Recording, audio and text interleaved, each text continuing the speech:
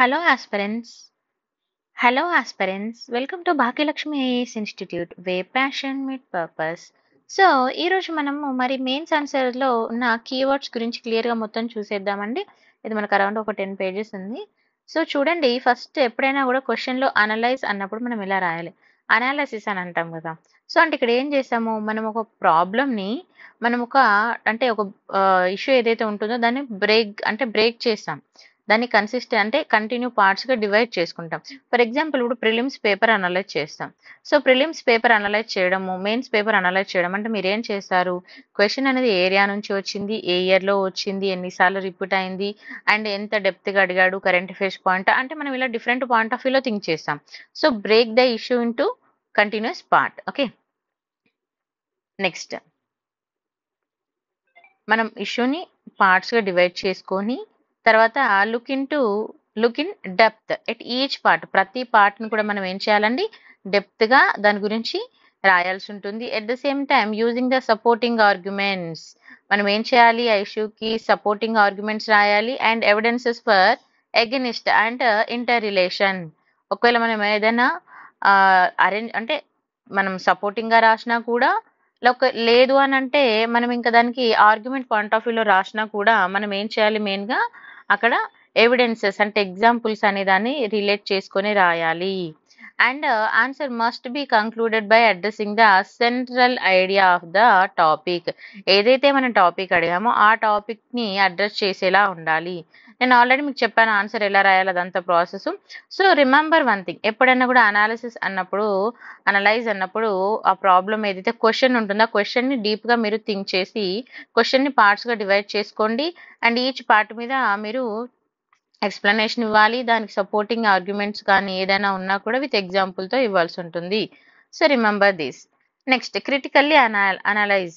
మరి critically analyse అంటే ఏంటిది, ఇంకొంచెం మనం డీప్గా దాని గురించి మనం ఆలోచిస్తాం. మరి అదేలా చూడు, మనం అంటే ఇక్కడ ఏం చేయాలి, మనం ఎక్స్ప్లెయిన్ చేయాలి ఆ డెఫినేషన్ కానీ కాన్సెప్ట్ ఆఫ్ క్వశ్చన్ కానీ ఏదైతే ఉంటుందో టాపిక్, దాన్ని మనం ఎక్స్ప్లెయిన్ చేయగలగాలి.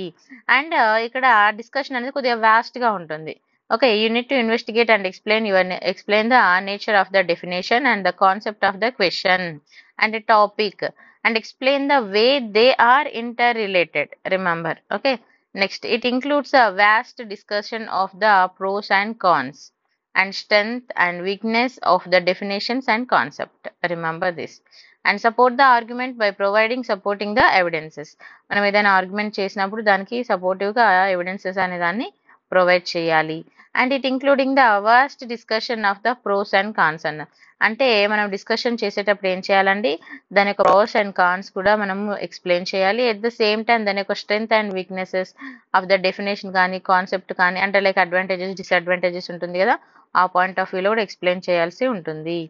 Next clarify. మరి క్లారిఫై అన్నప్పుడు ఏం చేయాలి, లిటరల్లీ క్లారిఫై అంటే సింపుల్గా చెప్పాలంటే వేర్ అప్రోప్రియేట్ అంటే మేక్ ఇట్ సింపుల్గా దాన్ని మనము రాయాల్సి ఉంటుంది. And it could include for examples explaining the simpler term and complex process or theory or relationship between the two variables, ఇలాంటివి ఏదైనా రాసినప్పుడు మనం క్లారిఫై చేయాల్సి ఉంటుంది. అండ్ మరి ఎగ్జాంపుల్ తీసుకుంటే ఇప్పుడు ట్విన్ బ్యాలెన్స్ షీట్ సిండ్రోమ్ అని అన్నాం. ఏదైనా అంటే ఒకటి ఏదైనా తీసుకున్నప్పుడు దాన్ని మనం ఎలా క్లారిఫై చేయాలి, ఒక డిస్కషన్ కానీ ఒక డిబేట్ కానీ రెండింటి మధ్య వస్తుంది. మనము వాటి గురించి సపోర్ట్ ఆర్గ్యుమెంట్స్ పెట్టుకొని ఎగ్జాంపుల్స్ తోటి వాటిని సింపుల్గా క్లారిఫై చేయాలి. ఓకేనా. నెక్స్ట్ కమెంట్ అని అంటారు. కమెంట్ అన్నప్పుడు మరి ఏం చేయాలి, కమెంట్ అన్నప్పుడు you will have to give your opinion.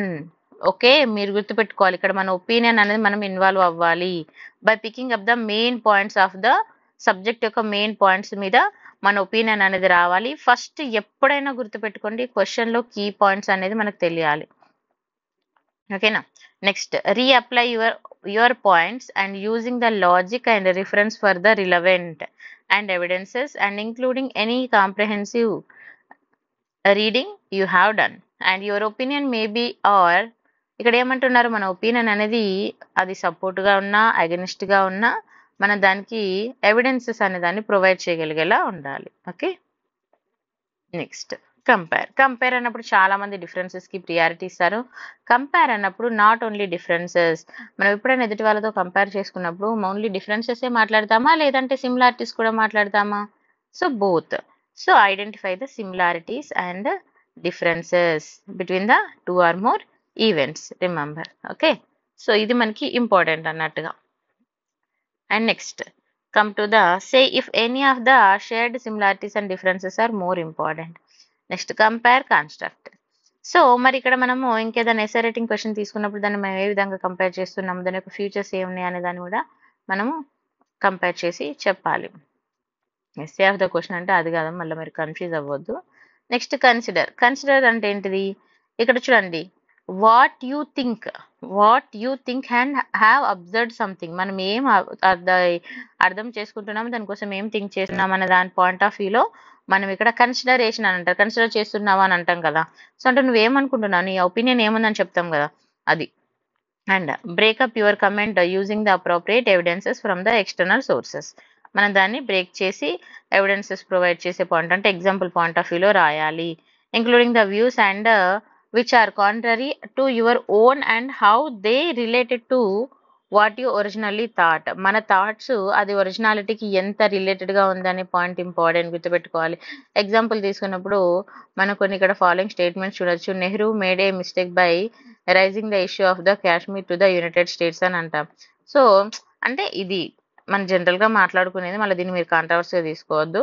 So ఇక్కడ ఏమవుతుంది అని అంటే, ఒక క్వశ్చన్ తీసుకున్నప్పుడు మన ఒపీనియన్తో పాటు దాన్ని మనం ఏం చేయాలి, ఆ ఒపీనియన్కి సరిపడా ఆర్గ్యుమెంట్స్ ఉన్నాయా లేదా కూడా చూసుకోవాలి. Next contrast. కాంట్రాస్ట్ అన్నప్పుడు సింపుల్గా తీసుకుంటే సింపుల్, ఇక్కడ సిమిలర్ టు కంపేర్, ఇది సిమిలర్ టు కంపేర్ అని ఉండే, but focus on inequalities between the two or more phenomena. అంటే వాట్ ఆర్ ద డిఫరెన్సెస్, ఇది ఎప్పుడైనా ఇట్లాంటి క్వశ్చన్ వచ్చినప్పుడు జనరల్గా డిఫరెన్సెస్ పాయింట్ ఆఫ్ వ్యూలో వస్తుంది. సో డిఫరెన్సెస్ అనే పాయింట్ ఆఫ్ వ్యూని మనం మెన్షన్ చేసుకోవాలి. అండ్ టు వాట్ ఎక్స్టెంట్ అని అన్నప్పుడు ఇక్కడ మనం సిమిలర్ రెస్పాన్స్ అనేది మనకి ఇక్కడ చాలా చాలా ఇంపార్టెంట్. సో చూడండి, ఇక్కడ similar response to question and containing how for, and this type of question call for the deeper evaluation and evidences in presenting your argument. Remember this point important. And explore the alternative explanation where they exist. దీనికి alternative explanation ఎక్కడ మనము exist చేయొచ్చు అనేది, అది ఎక్కడ exist అవుతుంది అనే దాని పాయింట్ ఆఫ్ వ్యూలో చూసుకోవాలి. నెక్స్ట్ డిఫైన్ అన్నప్పుడు ఏం చేయాలి, first of all to give the meaning of an object, అంటే దాని యొక్క డెఫినేషన్ రాయాలి ప్రిసైజ్ టర్మ్స్లో. And take into account any problem with the definition and various interpretations. దాన్ని మనము వేరియస్ డెఫినేషన్ పాయింట్ ఆఫ్ వ్యూలో దాన్ని ఇంటర్ప్రిట్ చేసుకుంటూ ఉండాలి. అండ్ డిఫైన్ అన్నప్పుడు మనం ఎప్పుడన్నా గుర్తుపెట్టుకోండి, మీరు రాసే సబ్జెక్ట్ని బట్టి ఎవరైనా పర్సనాలిటీ డెఫినేషన్ రాసినప్పుడు మాత్రం తప్పులు అస్సలు రాయొద్దండి, యాస్టిస్గా ఉన్నట్టే రాయాలి. మీ సొంత రాసినప్పుడు మీ నాలెడ్జ్ని చూపించండి, ఓకేనా. Next demonstrate. So show how with examples and illustrate. ఇట్లాంటి తక్కువ అడుగుతారు, పెద్దగా అడగరు. బట్ డిస్క్రైబ్, ఇది ఇంపార్టెంట్ అండి. డిస్క్రైబ్ అన్నప్పుడు డీటెయిల్ ఎక్స్ప్లెనేషన్ అయితే ఖచ్చితంగా ఇవ్వాలి. అది హౌ, వై సంథింగ్ హ్యాపెన్, అది ఎందుకు అయింది, ఎలా అయింది అనేది క్లియర్గా డిస్క్రైబ్ చేయాలి, ఓకేనా. Discuss, this is very very important and ఈ రెండు కూడా చాలా ఇంపార్టెంట్ అండి. సో డిస్కస్ అన్నప్పుడు essentially this is return debate. ఇప్పుడు మనం డిస్కషన్ అన్నాం, ఫర్ ఎగ్జాంపుల్ నేను మీరు మాట్లాడుతున్నాము. సో ఇప్పుడు నేను మీతో మాట్లాడేది డిస్కషనా లేకపోతే ఎక్స్ప్లెనేషనా? సో ఇది ఎక్స్ప్లెనేషన్, నేను మీతో మాట్లాడుతున్నాను, మీరు నాతో పార్టిసిపేట్ అవ్వట్లేదు. ఇప్పుడు అది ఎప్పుడైతే మీరు నాతో సేమ్ పార్టిసిపేట్ అవుతారో అప్పుడు పాజిటివ్స్ నెగిటివ్స్ రెండూ ఉంటాయి కదా. సో దాన్ని ఏమంటామంటే డిస్కషన్ అంటాం. సో దాని యొక్క డిబేట్ పాయింట్ ఆఫ్ వ్యూ రాయాలి. And skill at reasoning, and అంటే ఏంటిది, మనం ఇక్కడ మన యొక్క నాలెడ్జ్ని కూడా ప్రజెంట్ చేయాల్సి ఉంటుంది. And carefully selected the evidences, examples అనేది చాలా జాగ్రత్తగా సెలెక్ట్ చేసుకోవాలి. When you're talking about the argument or against అన్నప్పుడు ఇంకా జాగ్రత్తగా ఉండాలి. And the advantages and disadvantages, this is very important. ఇచ్చిన కంటెంట్కి అడ్వాంటేజెస్ డిసడ్వాంటేజెస్ రాయాలి. Don't forget to conclude your answer. Discuss అన్నప్పుడు ఆన్సర్ని ఖచ్చితంగా కంక్లూడ్ చేయాలి. నెక్స్ట్ క్రిటికల్లీ డిస్కస్ అన్నప్పుడు a person has to give her point of view regarding the question అని అన్నారు. And also discuss the point of the criticism regarding to the concept. Critical అన్నప్పుడు డిస్కషన్లో మళ్ళీ దీని ఇంకా ఎలాబొరేటెడ్గా ఉంటుంది. ఏదైనా మాట్లాడేటప్పుడు మనం ఆ క్వశ్చన్ రిలేటెడ్గా మాట్లాడాలి. అండ్ డిస్కషన్ పాయింట్స్ అనేది రిగార్డింగ్ టు ద కాన్సెప్ట్ మాత్రమే ఉండాలి. నెక్స్ట్ ఎగ్జామిన్ అని అంటాం. ఎగ్జామిన్ అన్నప్పుడు ఏంటి, ఎగ్జామిన్ అంటే అర్థం వస్తే జాగ్రత్తగా చూడడం కదా. So look closely and establish the key fact and important issues surrounding a topic. ఆ ఇష్యూస్ రిలేటెడ్గా ఉన్న సరౌండింగ్ అంటే రిలేటెడ్గా ఉన్న టాపిక్స్ ఏంటి, ఎగ్జాంపుల్స్ ఏంటి అనేది కూడా చూసుకోవాలి. కీ ఫ్యాక్ట్ అనేది చూసుకోవాలి. And this should be critical assessment and you should try to find out why fact and issues you have identified are the most important ones అనేది చూసుకోవాలి. And at the same time explain the various ways they can be consider. Okay.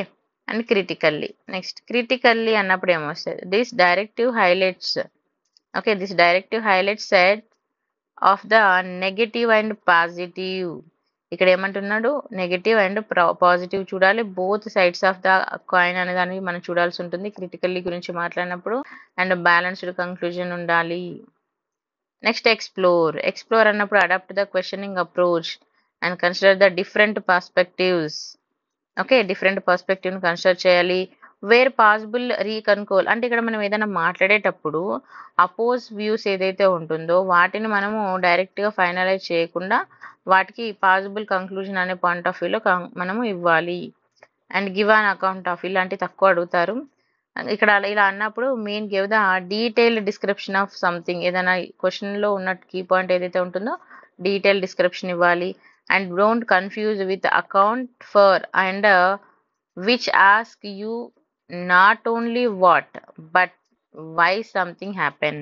ఇక్కడ గుర్తుపెట్టుకోవాల్సింది ఏమంటున్నారంటే which ask you not only what అనే దాని మీద మనమే కాకుండా వై సంథింగ్ హ్యాపెన్ అనే దాని మీద కూడా మనము ఇక్కడ మాట్లాడాల్సి అయితే ఉంటుంది, అది గుర్తుపెట్టుకోవాలి. నెక్స్ట్ ఐడెంటిఫై అన్నారు. ఐడెంటిఫై అంటే determine which keywords are to be addressed and what are its implications. Next illustrate అన్నప్పుడు similar instructions to explain whereby you are asked to show the working of something. ఇది గుర్తుపెట్టుకోవాలి. Illustrate అంటే జనరల్గా ఏమొస్తుందండి, మనం ఊహించుకుంటున్నట్టుగా మాట్లాడతాం కదా. Like ఇక్కడ చూడండి, similar instruction to explain where they you are asked to show working for something అని అంటాం. సో అలా మనం చూసుకోవాలి. And if appropriate use examples and statistics weight to explanation అనేది మనకి ఇక్కడ ఇంపార్టెంట్. నెక్స్ట్ ఇంటర్ప్రిట్స్ అన్నప్పుడు ఎలా ఉంటుంది, సో చూడండి, demonstrate your understanding of an issue or topic. ఇక్కడ ఏమంటున్నాడు, demonstrate your understanding of issue and topic and you may use the special terminology by the an author and what the finding from the piece of research and suggest you. Interpretation చేయమన్నారు.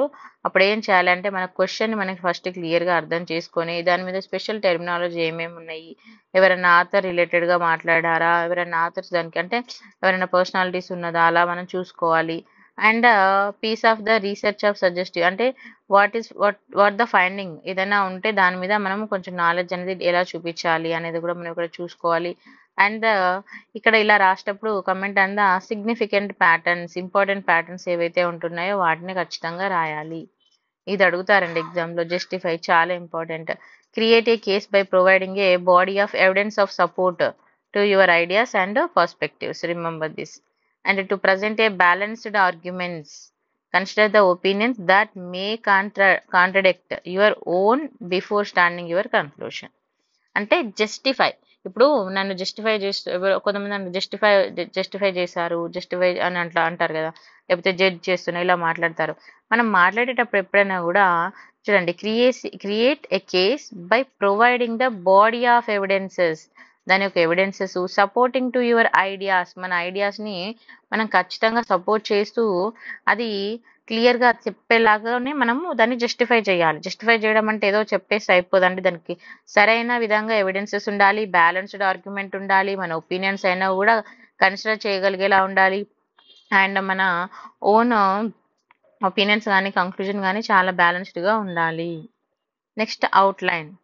Okay, outline అంటే the key points emphasized the global structure and inter relationship rather than the minute details. ఇక్కడ outline అన్నాడు, సింపుల్గా చూడండి, అంటే ఇక్కడ మన key points ఏదైతే ఉంటుందో వాటిని ఇంటర్ రిలేట్ చేసుకుంటూ మనం డీటెయిల్గా రాయాలి. నెక్స్ట్ రివ్యూ అంటే మనందరికీ తెలిసిందే. రివ్యూ అంటే ఏమొస్తుందంటే it should be the critical assessment and not merely descriptive. Critical assessment అంటే ఇది ఎలా ఉంది ఏంటి అని ఇప్పుడు రివ్యూ చెప్తాం కదా, ఆ పాయింట్ ఆఫ్ వ్యూలో. అండ్ షో హౌ, ఇలాంటి తక్కువ అడుగుతారు. సింపుల్గా చూడండి, ఇక్కడ present A logical order with the with reference to the relevant evidences, remember this, and the stages of the combination of the factors and give rise something. Next state అంటారు, ఇది అడుగుతారండి ఎగ్జామ్లో. ఇలా అడిగినప్పుడు specifying the key aspect of a topic in clear, మనం ఏదైతే topic ఇచ్చారో ఆ టాపిక్ రిలేటెడ్గా టర్మ్స్ ఏదైతే ఉంటుందో వాటిని మనము ఒక స్పెసిఫిక్గా క్లియర్గా చూపించాలి. అండ్ వితౌట్ బీయింగ్ ఎక్స్ప్లిసిటీ డిస్క్రిప్షన్, వాటిని మనం మరీ అంటే లైక్ ఏదో 2 పాయింట్లు రాయడం కాకుండా కొంచెం డిస్క్రిప్షన్ అనేది వాటి అంటే ఆ కీ పాయింట్ యొక్క ఎక్స్ప్లెనేషన్ అనేది క్లియర్గా ఇవ్వాలి. And where appropriate or refer to the evidence or example, if possible అయిన దగ్గర మనం ఖచ్చితంగా ఎగ్జాంపుల్స్ని రాయాల్సి ఉంటుంది. నెక్స్ట్ సమ్మరైజ్ అంటే ఏమొస్తుంది మరి అంటే ఇక్కడ గివ్ ఏ షార్ట్ వర్షన్, అంటే దాని గురించిన అంటే ఒక ఇప్పుడు 10 లైన్లో చెప్పాల్సిన సందర్భాన్ని 5 లైన్లో చెప్తాం, అవునా? సో అంటే ఏం చేస్తున్నాం, దాన్ని సమ్మరైజ్ చేసి చెప్తున్నాం. So illustrate the main fact ఏంటి అనేది చూసుకోవాలి, దాని మెయిన్ ఇన్ఫర్మేషన్ విత్ ఎగ్జాంపుల్ తోటి సింపుల్గా మనం ఆన్సర్ అనేది కంప్లీట్ చేయొచ్చు. నెక్స్ట్ అసెస్, మరి ఇలా ఇదైతే మనకి చాలాసార్లు కూడా మనం చూస్తాము. ఇక్కడ what extent something is true అనేది ఒక పాయింట్ అయితే, మనం ఏదైతే ఇప్పుడు రీడర్స్ ఉంటారు కదా, reader of your arguments by, ఇక్కడ చూడండి, sitting the relevant and research but the same time remember to point out any floss and counter arguments, అంటే మనం ఏదైనా మాట్లాడినప్పుడు ఒక టాపిక్ తీసుకొని దాన్ని మనం ఏ విధంగా ఎక్స్టెంట్గా మాట్లాడుతున్నాము, అండ్ మనం చదివే వాళ్ళు ఇప్పుడు ఫర్ ఎగ్జాంపుల్ మీరు ఆన్సర్ రాస్తారు, మేము చదువుతాము. సో మరి మీరు చదివేటప్పుడు మీరు రాసింది మేము చదివేటప్పుడు మన ఆర్గ్యుమెంట్ అనేది అది దానికి రిలవెంట్గా ఉందా లేదా, అది దాని అంటే ఆ పాయింట్స్ నాది సపోర్టివ్ ఆర్గ్యుమెంట్స్ ఉందా లేదా కౌంటర్ ఆర్గ్యుమెంట్స్ ఉందా అనే దాన్ని కూడా చూసుకోవాలి. అండ్ కంక్లూజన్ అనేది చాలా క్లియర్గా ఉండేలా చూసుకోండి, మన ఆర్గ్యుమెంట్స్కి సపోర్టింగ్గా వచ్చేలాగా మనం కంక్లూజన్ చేయాలి. అయితే ఇక్కడ చూడండి example, India has become the plutocracy అని అన్నాం. సో మనం ఇలా ఏదైనా అంటే యాసెస్ అన్నప్పుడు మనం ఏ విధంగా ఇస్తున్నాము చూడండి, weight up to what extent something is true, మనం ఏదైతే మాట్లాడుతున్నామో దాని గురించిన దాని సందర్భాన్ని మనం సపోర్ట్ చేసుకుంటున్నాం లేకపోతే దాన్ని డిబేట్ చేసుకుంటున్నాం మాట్లాడినా దానికి ఆర్గ్యుమెంట్స్ అనేది ఉండాలి. అండ్ ఎదుటి వాళ్ళు కూడా దాని మీద క్లియర్ ఐడియా ఉండేలాగా మనం ఆన్సర్ అనేది ప్రజెంట్ చేయాలి. ఎలాబరేట్, ఇది చాలా చూస్తాం. ఎలాబరేట్ అన్నప్పుడు గుర్తుపెట్టుకోండి, క్లియర్గా చెప్పేసేయాలండి. Okay, provide a lot of detailed information of the topic or arguments, మీకు ఏం తెలిస్తే అది మీరు క్లియర్గా డీటెయిల్గా విత్ ఎగ్జాంపుల్స్ తోటి రాయాల్సి ఉంటుంది. అండ్ నెక్స్ట్ ఇంపార్టెంట్ వచ్చేసి explain, this is very important. Explain, ఇప్పుడు నేను మీకు చెప్తున్నాను, ఎక్స్ప్లెయిన్ అని చేస్తున్నాను, ఎందుకు ఎక్స్ప్లెయిన్ చేస్తున్నాను, ఇది అసలు ఏంటి అనేది ఎక్స్ప్లెయిన్ చేస్తున్నాను. అంటే మనం ఏం చేయాలి, దీన్ని ఇక్కడ టాపిక్ అనేది డీటెయిల్డ్ అకౌంట్ అనేది మనం ప్రొవైడ్ చేయాలి. ఓకేనా? సో చూడండి, డీటెయిల్డ్ అకౌంట్ యాజ్ హౌ, ఇదేంటి, ఎందుకు, ఎలా వచ్చింది, and what is it, okay, how, what, why and how అనేది 3 టర్మ్స్ని కూడా మనం ఇక్కడ ఎక్స్ప్లెయిన్ చేయాల్సి ఉంటుంది. And clarity of your writing అనే దాని మీద క్లారిటీ ఉండాలి, అండ్ సీక్వెన్సెస్ అనేది అర్థమయ్యేలా ఉండాలి, అండ్ కీ టర్మ్స్ మీద ఫోకస్ చేయాలి. అండ్ ఇక్కడ మనం రిలవెంట్ రీసెర్చ్ అనే దాని మీద మనం చూసుకొని ఒక ఎగ్జాంపుల్స్ అనే దాన్ని ప్రొవైడ్ చేయాలి. ఓకేనా? So this is very very important. Next evaluate, మరి ఇక్కడ తీసుకుంటే ఏం చేయాలి ఫస్ట్ అంటే, ఏదైతే స్టేట్మెంట్ కానీ కీ పాయింట్ కానీ ఉంటుందో దాన్ని మనం బ్రేక్ చేసుకొని దాన్ని పారాగ్రాఫ్ ఆఫ్ పాజిటివ్ నెగిటివ్ ఆస్పెక్ట్లో రాసుకోవాల్సి ఉంటుంది. With the end of the comment why think it is a worth or unworth అనే దాని మీద కూడా చెప్పాలి. పాసిబుల్ అయితే ఏదైనా ఎగ్జాంపుల్ పెట్టుకోండి. Critically evaluate, so this is very very important. By using the critically the examiner expect the చూడండి unbiased decisions. To what extent a statement or finding within a piece of research is correct or what extent you argue them. అంటే ఇక్కడ ఏమంటున్నారు, positive and negative, okay, supporting ఉంది, argument ఉంది, రెండు కూడా ఇక్కడ examiner అనే వాళ్ళు చూస్తారు. అండ్ మరి రెండు ఉన్నప్పుడు వాటికి ఎవిడెన్సెస్ ఉండాలి కదా, సో ఎవిడెన్సెస్ అనేది ఇంపార్టెంట్. ఎగ్జాంపుల్ మతలబ్. And come to the final conclusion వచ్చినప్పుడు based on your decision on what the most important factor అనేది చూసుకోవాలి. Explain how you made your answer of choice అనేది కూడా మనం జాగ్రత్తగా చూసుకోవాలండి. So these are the key points. నేను సింపుల్గా చెప్పేసుకుంటూ వెళ్ళాను. ఎవరికైనా డౌట్స్ ఉంటే నా నెంబర్కి కాంటాక్ట్ అవ్వచ్చు. ఓకేనా? సారీ, ఇది కాదండి, 9618273181. సో ఇది నా కాంటాక్ట్ అండి. మీ డౌట్ ఉన్న వాళ్ళు అప్రోచ్ అవ్వచ్చు. అండ్ మనము మెయిన్స్ ఆన్సర్ రైటింగ్ కూడా చాలా తక్కువ ప్రైస్లో only 1000 rupees per month, daily 1 question, 2000 per month 2 question, ఇలా చాలా తక్కువ ప్రైస్లో చేస్తున్నామని 2500కే 3 క్వశ్చన్ చేస్తున్నాము. ఇంట్రెస్ట్ ఉన్న వాళ్ళు అప్రోచ్ అవ్వచ్చు. మీరు కన్సిస్టెన్సీ ఫాలో అయితే will reduce this price also. ఇక్కడ ఇంత తక్కువ ప్రైస్కి ఎందుకు పెడుతున్నారని చాలా మంది అడిగారు, కానీ అందరికీ రీచ్ అవ్వడమే మన టార్గెట్ కాబట్టి పెడుతున్నామండి. ఇంట్రెస్ట్ ఉన్న వాళ్ళు జాయిన్ అవ్వచ్చు. So there is no issue. మీకు నచ్చితేనే జాయిన్ అవ్వచ్చు. ఒక 2-3 డేస్ మీకు శాంపిల్ కాపీ అవల్యూషన్ కూడా ఉంటుంది. Thank you so much for watching. If you like the video,